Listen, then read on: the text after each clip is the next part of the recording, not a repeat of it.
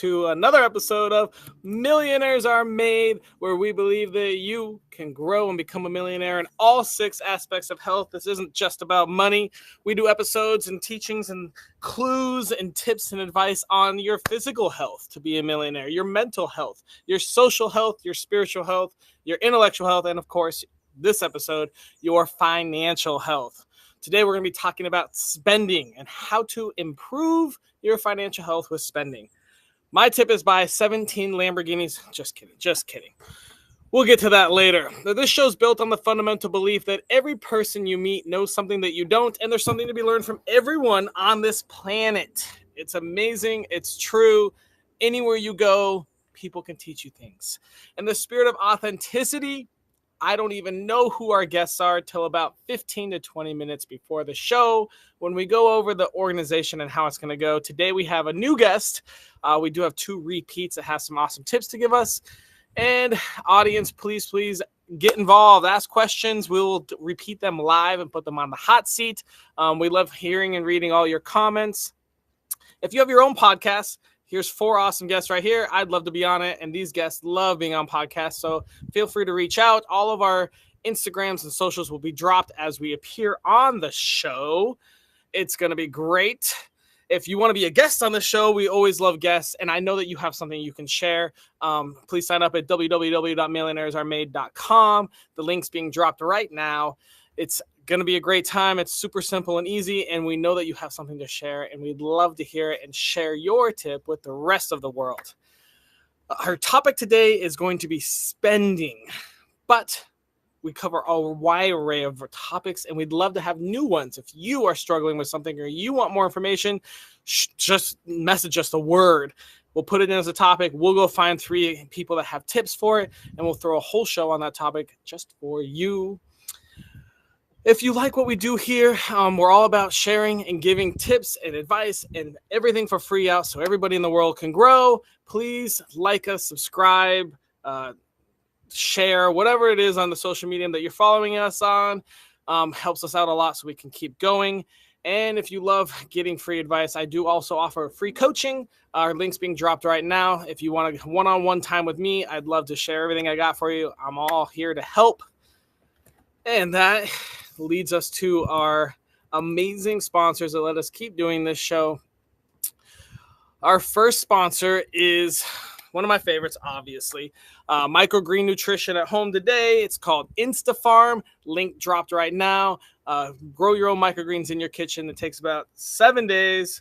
And then you get something like this that comes out of your kitchen. You do literally nothing. You add water once a week, and you get healthy, fresh, organic microgreens almost every day. I can't even eat them all. It grows too many. Our next sponsor is going to be Gunther's Adventures for you off-road fans that love cars and building them into crazy adventure mobiles. Gunther's Adventures is your one-stop shop for adventure, inspiration, and cleverly designed Toyota upgrades. Whether you're a seasoned overlander or a weekend warrior, Gunther's helps you push your Toyota further. Link being dropped. Go follow them. They do all sorts of crazy stuff. 4-wheeling all around the world, Canada, the U.S. Go check them out and say hi. And our last sponsor today is going to be Whoopsie Hair Ties. Introducing Whoopsie Hair Ties, where style meets resilience. If you have hair tie problems, this is the one you need to go check out. Link is being dropped right now. They redefine the ordinary with their versatile, durable accessories, celebrate strength and uniqueness with every twist. Join and embrace the power of Whoopsie Hair Ties today. With all of that being said, let's dive into financial health and spending. So it's really easy to say spend less. Cool, awesome, that's fun. But how do we do that? Well, here's my little tip for you. What if you could save while you spend? So here is a cool little app. It's a little program that takes, you connect your bank account, connect your credit cards, and every time you spend like $5.45, it takes that extra 55 cents and puts into an investment account. You'll almost never notice it's gone. You'll never even realize it until you have thousands of dollars a couple of years later. So when you spend, you're actually saving, and it's a really cool little tool. It's called Acorns.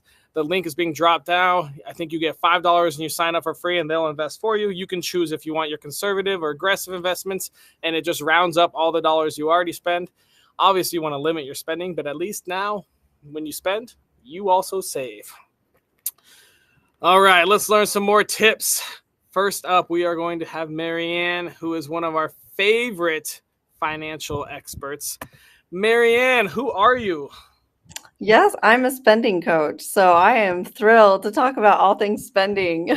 Wonder if we made this episode just for you. I don't know. You ready to give us a tip? If I wanted to I'm improve my ready. financial health with spending, what piece of advice would you give us, spending coach? Yes, I would say you need to start identifying what triggers the spend. A lot of the times we think spending just happens, but there's a lot of things that happen before then. There's events, situations, there's a hard day at work, there's stressors, and then there's the feelings we feel about that. And so instead of getting out the beating stick and saying, "Oh, why did I do that again? What was I thinking?" Think back and get curious. Like, what led up to that decision? What led up to me scrolling my phone when I was bored? And that can give us a lot of insight into those impulse decisions. Do you have any idea what percent of, I guess, how do you even measure that? An impulse buy is on your phone nowadays? Oh my gosh, I would say probably 80, I was 90%. I thinking mean, that too. I wonder if they'll ever do a study on, they how much should. one does. They should because it's so hard not to be on your phone, and we're just constantly being marketed to, and we always have our phone, and it's just we've got to equip ourselves with the tools to stop spending before it happens because marketers will tell us exactly what we should buy, and we can't wait to be influenced. We need to just have those tools beforehand. Yes, yes. So, man, tell us where on your life journey you learned this piece of information. So it was born out of necessity. I've just struggled for years with spending, and I tried every type of budget and it just didn't fix my spending. And so that's when I started looking at what I was spending on. And I saw all the times I was spending on bargains and emotionally to fill emotional needs and voids. And seeing those trends and patterns, I was like, there's got to be some merit to this. That this has got to be something that everyone struggles with. And I developed a spending types quiz that identifies Oh, what your primary drive is to overspend. And so I linked that in the you'll link that with the this note with the show. But yeah, it just really helps to identify what drives that urge, and then I teach how to become unshoppable, how to just overcome that urge to shop because there are just so many things that influence us that push us to spend, but there are things that we can do to kind of arm ourselves with. We don't need everything we see. We can admire things without buying them.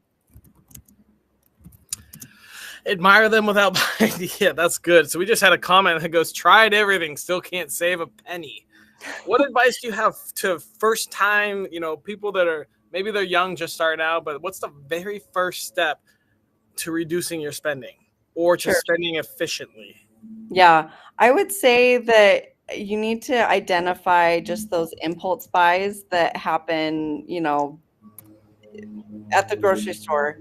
Just things that you throw in your cart, and you need to ask yourself why. A good example is with food. Everyone can cut back with food, and we think food is it's a need, and yes, it's a need, but we buy food for different reasons. Sometimes it is to fill that need for hunger, but then other times it's to fill that need for I'm bored, I just want to eat, and then or I feel crappy, I want to feel better. And so start asking yourself, why am I buying food? And then you can ask yourself, why am I buying these items? Is it to feel better about myself? Is it to feel better about my life? Is it to reward myself? And you start asking yourselves these questions because there's a need that's not being met, and we're filling it with shopping, we're filling it with spending, and we need to identify that void that we're trying to fill with spending. It's never going to be filled with spending. It's just going to be filled with meaningless stuff that you're just constantly filling and filling and filling and filling that and never reaching that level of satisfaction. And so just asking yourself, why am I buying this? Is it just an impulse buy? Is it to feel better about my situation? Things like that, to start questioning and start recognizing that there is a pause, there is a moment of decision. We don't have to just see something and buy it. Good points. Good points. I learned, I just finished Ramadan like a couple weeks ago, and man, I learned you really don't need nearly as much food as you thought you did. I mean, 3 meals a day, eat till you're stuffed, all that. Like, man, it was pretty eye-opening how little I actually need to spend on food. Yeah. All right, Marianne, thank you so much. We're gonna move on to our next guest. Hi, Bree. Who are you? Hi, my name is Bree Lafferty, and I'm a award-winning author twice over, as well as a passionate death and spiritual doula. Woohoo! That's fun. A death doula on a financial episode. Can't wait for this. Hey, Bree, if I wanted to improve my financial health with spending, what tip would you give me? Yeah, it's don't spend what you don't have. Okay, how do I know what I have? Yeah, so really what you need to know is if you have a loan, if something is financed, if you have to pay anything back at any time, is not yours. So that is, yeah, it's not yours. So that's a really, big way to find out what you do have and what you don't have. Basically, what you have is cash.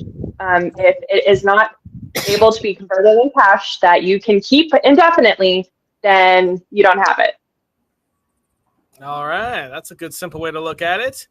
Where on your life journey did you learn that tip? Yeah, so this tip did not come on my journey of becoming a death and spiritual doula. Specifically, I wish I had a cool way to tie it in. There is finances that I can help people with on their end of life journey, point them in the right directions and stuff. Okay. However, how I learned this was I grew up in a family that was always, for generations, was always learning more about financial health. And so I grew up with, different tactics like budgeting and this cash system. So we'd have cash in envelopes dedicated to a certain topics, certain items in our life. So we had tithe money, food money, play money, clothes money. It was very basic for a kid. And then free money that I could, savings. I could put the free money towards any of those other categories, and we just use cash only. It was very anti-credit card, which ended up being kind of detrimental to me in the long run. But I treat my credit card the same way I treat those systems. If I do not have that cash available, that is mine, not a loan.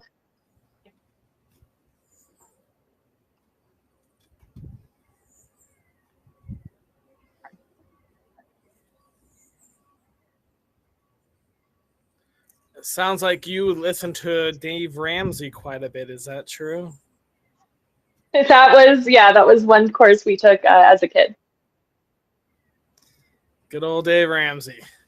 Cool. Awesome. Yeah, it let me have I'm now in my 30s and still have never been in any debt other than owning my house that I bought at 19 and then flipped that. So yeah, his program was very beneficial for my whole life. Good. Check out Bree. Check out Dave Ramsey. Dave Ramsey has definitely good advice. That's for damn sure. Cool. Awesome, Bree. Well, we are going to move on to our next guest, who is a fresh face around here. Welcome, Cody. How's it going? Happy to be here. Hey, Cody. Who are you? Yeah, so my name is Cody Sizemore. I'm the founder of Sizemore Financial Coaching, and I'm a financial coach that helps people get out of debt, build up their savings, start investing, all that good stuff. But I also have a really big emphasis on money psychology. So how money affects you mentally, emotionally, and even relationally, for those of you who are married as well. Very cool. All right. Well, let's get into the good stuff, Cody. If I wanted to improve my financial health with spending, what piece of advice would you give me? Yeah, so I was thinking about this, and honestly, there's so many things I could talk about, but if I had to narrow it down to one, I think it's really important for people to figure out why they even want to do that in the first place. Because it's like, if you start off, trying to say like, oh, I need to save money and I need to stop spending so much money. Like, if you only start there and you're like, well, I need to save money, like, that's why I need to stop spending. It's like, okay, but like, what for? Like how far is that going to get you? Like, that doesn't really matter. Like, saving money is cool, but like, it's not fun. Like, people don't like saving money. They like spending money. So how are you going to get excited about that? So I think it's important to kind of peel back those layers to really figure out like what that actual reason why is, So if you ask yourself that question, like, well, why do I want to stop spending? And the answer is, well, to save. Then ask yourself that same question. Well, why do I want to save? Well, because I want to get out of debt. Okay, well, why do you want to get out of debt? Well, because, I want to be able to, live a happy life. Okay, well, why do you want to live a happy life?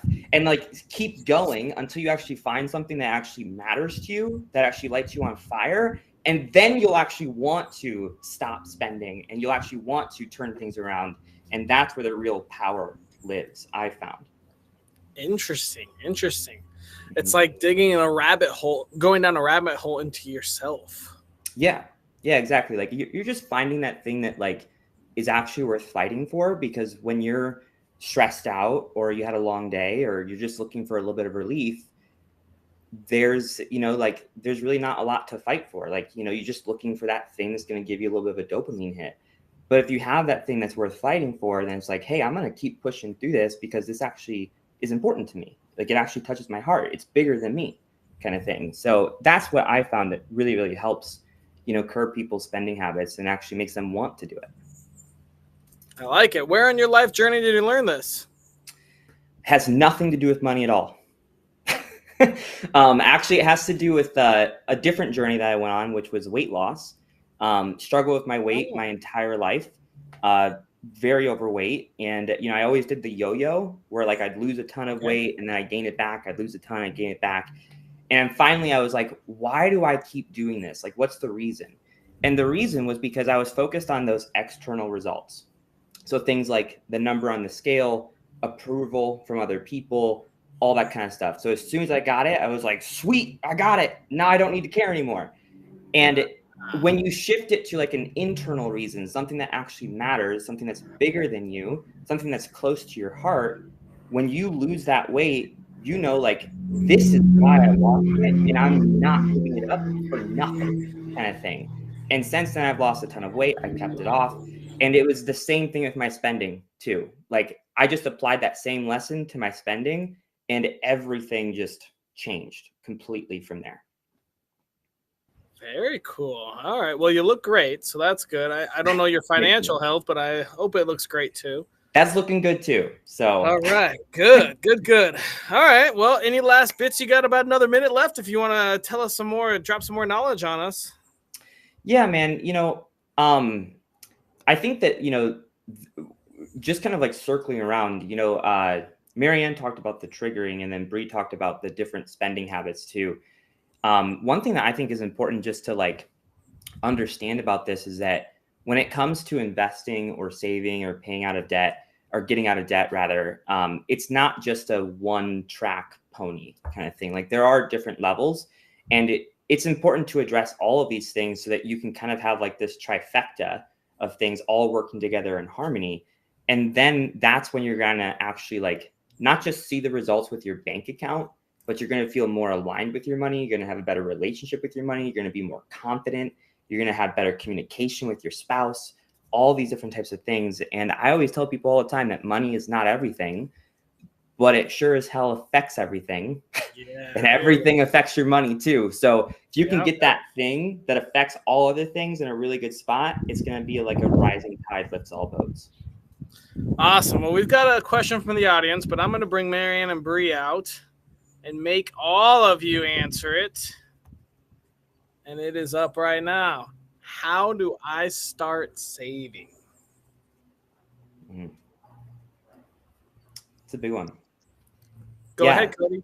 Yeah, I would say like when it comes to any sort of goal, whether it be saving, paying off debt, whatever, our first gut reaction is to just go all in, and sometimes that works for people. Like some people operate best that way.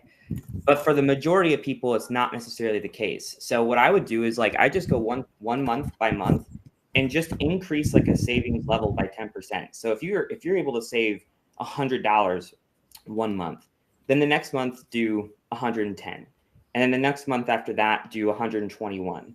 And something like that, right? And then once you kind of get yourself kind of eased into that habit of intentionally increasing that savings, you're going to find yourself, getting that momentum to where you're going to be able to bump it up to 20, 30, 40% after a few months to where it's going to become natural at that point. But, you don't need to start off like with just biting off the biggest chunk you can get. Just take a couple nibbles.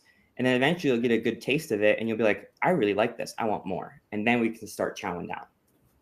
And then we can start chowing down. Marianne, what, you got any thoughts on that question from the audience? Yeah, absolutely. I would say it's important to make it visual and make sure that you are highlighting what you're saving, because a lot of times we save money or we don't spend and we save money, and then that money just gets lost into checking. It just gets put back into checking and then it gets spent. And so our brain goes, well, I saved money, but I spent it. So what's the point? Why do I even spend? Or why do I even save in the first place? I might as well just spend it on what I want. And so when we intentionally save that $100, $101, like Cody was saying, we need to have something visual or put it into a separate account so we can watch it grow, so we can see that when we're actually making those intentional decisions to not spend and to save, it goes somewhere and it goes toward our goal. And I would add what Cody was saying, you're saving for what? What is your goal? And we have to have a buy-in, because otherwise we're going to have those temptations and it's like, well, that's more tempting than just saving.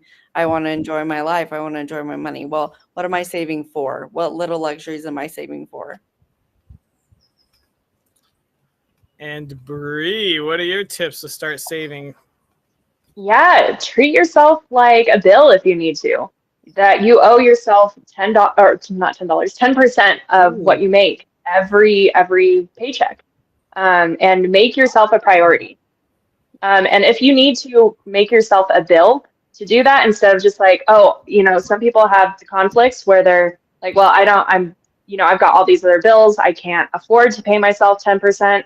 But if you focus and change your mindset that you are a priority and this is required, you pay yourself 10% of whatever you make. And whether that, is per paycheck, per month, whatever, just pay yourself 10%. I like it. Make yourself a bill. I like it. Yeah, that was great. All right, well, let's keep going then. Let's quickly run through. Marianne, can you quickly refresh what your tip was for us? Sure. So mine was identifying what triggered that urge to spend. What got you on your phone? What got you on Amazon? Were you bored? Were you feeling down about life? What were you searching for in scrolling or going to the mall? And starting to identify those external and internal triggers, because spending doesn't just happen. There's a lot of things that lead up to it. Bree, what are your thoughts on her tip? Yeah, I absolutely love it. Everything triggers, a response.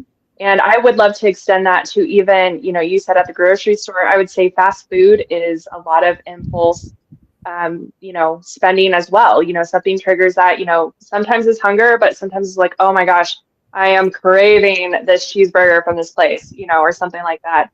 Why are you having those cravings? What's going on? So I just absolutely agree. And you can look at that in no matter where your spending is, online, offline, in person, doesn't matter. There is always a trigger. That was cool. Cody, what are your thoughts on that? I love it too. I think that that's probably one of the first things that you should do is, figuring out what those triggers are and where they come from and why they're happening. Even like last night, I have like a group program and I was talking about the relationship with money with them. and talking about a lot about like these spending habits and, you know, what they kind of look like and all that kind of stuff. And by the end of it, you know, there was like tears, and it wasn't like, oh my God, Cody, what are you doing to me? But it was like tears of like, I finally understand where this is coming from and how to overcome it. And those people were so like empowered, and they were ignited with passion to like actually start doing that thing that they always thought was not fun, which was like budgeting and stuff like that. So I think the relationship with money is extremely important, which is exactly what Marianne was talking about, is figuring out those triggers and how to overcome them. I agree with that. Dang. Bree, can you quickly refresh what your tip was for us? Yeah, don't spend what you don't have. Cody, thoughts? Yeah, probably like finances 101 right there, you know, like super, super important. And Bree, like I had a little bit of a different, you know, story from you. Like, you know, you mentioned that you went through the Ramsey course and you stayed out of debt all the way through. That wasn't me. I definitely had myself in a decent amount of debt, and I had to work myself out. And that was a big, big lesson, because that spending of money that I didn't have, it affected my mental health. It affected my relationships. It affected my career choices. I actually had to give up on a dream because of it, because it just buried me, you know? So would I do it differently looking back? No, just because I'm where I'm at because of, you know, what I went through. But, you know, if I had to, you know, tell anyone like, hey, you don't have to go through that hardship, then I would definitely say like, yeah, like don't spend the money that you don't have, and just keep building. You know, like it's easier to build from the ground up versus, you know, a hole that's like 50 feet down. You know, you need a ladder at that point. So. Yeah, I agree with that. Marianne, what are your thoughts? I would say there needs to be an awareness of the money you have to spend. I think that you need to see outside of bills, outside of those fixed expenses, what do you actually have to spend? And it's a lot less than we think. We tend to rely on either credit cards, or we rely on like our total amount in checking, and that's not representative of how much we have to spend. We only have, most of us, a couple $100s. It's not $500,000. It's not very much. And so that's where we really want to be conscious about how we're spending that money. We want it to be intentional. Nice. Cody, can you quickly refresh what your tip was? Yeah, mine was just figuring out like why you want to curb the spending habits in the first place. You know, making it bigger than just, I want to stop spending money, making it bigger than I want to start saving, but actually finding like that deeper reason. Bree, what are your thoughts on that tip? Yeah, so this one I can actually tie into death and spiritual dueling, as well as as well as everything. Like you mentioned, you found the why behind weight loss and being successful at keeping it off. I ask, people who are at the end of their life as a death doula, what's their why? Why do you want to mend relationships? Why do you want to go out this way? Why do you want to be remembered, and what you want to be remembered for? And as a spiritual doula, why do you want to connect yourself? Why do you want to birth into your spiritual awareness? Is it for physical healing? Is it for more awareness? Is it for emotional, mental healing? Getting that why is absolutely instrumental in our whole life. Often we run on defaults, much like Mary said. We just automatically go, whoo, that shopping purchase, whoo, makes me feel good. It's a rush.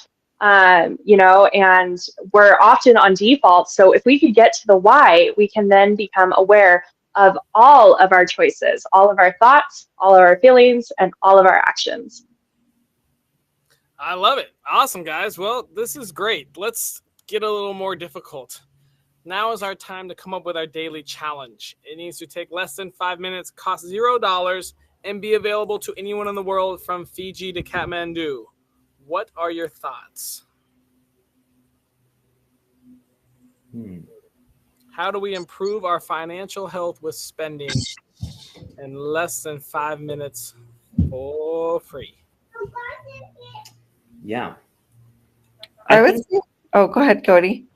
Sorry, yeah, you can go right when I'm done. But I was just gonna say, I think that there's a way to tie all three of these together, which I think is like just ask yourself, like, why do I want to stop? Just do that exercise, like, like peel back those layers. And I think that by doing that, it'll also answer some of those trigger questions as well, as to like, you can even ask yourself that as a separate exercise, like, what makes me want to buy, kind of thing. And you start with those two, and then it all kind of comes together to support Bree's point, which is, don't spend what you don't have. So that's something you can do for free. It might take 5-10 minutes to do, and then just hang it up on your wall as a nice reminder. That's what I was thinking. But Marianne, what were you thinking? Yeah, I was going to say that same idea, that you need to have your deeper why. I'm going to save money so that I can, and fill in the blank. Mm-hmm. So you don't feel restricted. So you don't feel like you have to cut costs, because no one likes that. It's spending less in areas you don't care about, so you can spend more in the areas you do. And that's motivating for almost everyone. And so I would just add to that, if you're spending money in somewhere, then it has to come from someplace. And so a lot of the times we do mental math, and our mental math doesn't work. It's like, oh, I spent $50 over in this area. Well, I'll spend less in this category. Like, we don't, but that mental math never actually makes it. We'll say, oh, I'll just do better next month. And so we need to be conscious that I spent $50 more than I was supposed to. That means I have to spend $50 less in whatever area you want to cut from. And then it's, again, so that I can, and then fill in the blank. Because again, we don't like to cut costs without knowing what's in it for us. All right, here's our daily challenge. I think this is going to be actually a really interesting one. Go to a previous week, hopefully in like the last 6 months, 3 months, and write down all the transactions, and then write down why you spent that. That's a good one. Yep. That's a good one. I don't think I've I ever guarantee done that in my there's going to be a lot of people who say, I don't know. And then the next step is to go hit up Cody, Bree, and Marianne and say, holy fuck, this isn't good. There you go. I don't even have answers for some of these. Help me. I think that's a really good one, though. I mean, it hits all three of you kind of talked about, the why, the mentality of spending. And so, I mean, if we actually sat down and, so for like tomorrow, so we have 7 days to do this challenge, right? Each day. So if we go back the next 7 weeks over the last 2 months, I mean, you should be seeing patterns. You should be seeing reasons. You should be seeing, holy fuck. You should be seeing all that kind of stuff. And almost a lot of people don't use cash. So if you are a cash heavy person, well, this might be easier for you. And we'll have to you have to hit up Marianne or Cody and ask for something more specific. But for the people that love their credit cards and auto pays and subscriptions, I mean, how many people actually check their bank account and their transactions? I don't know. But a week's worth of transactions, what do you guys think that is? Like 50 things, maybe 5 per day? Yeah. Yeah. I mean, everyone's different, but yeah, that's probably an average. On average, you're going to be looking through like maybe 40 to 50 different transactions and writing down why I spent that, why I spent that, why I spent that. And hopefully you'll see some sort of pattern, some sort of knowledge, and some sort of learning. Yeah. And I would say get curious. Don't get down on yourself. Say, oh, look to find money. I don't have money to save. Look with the intention of finding money that you can put elsewhere. Mm-hmm.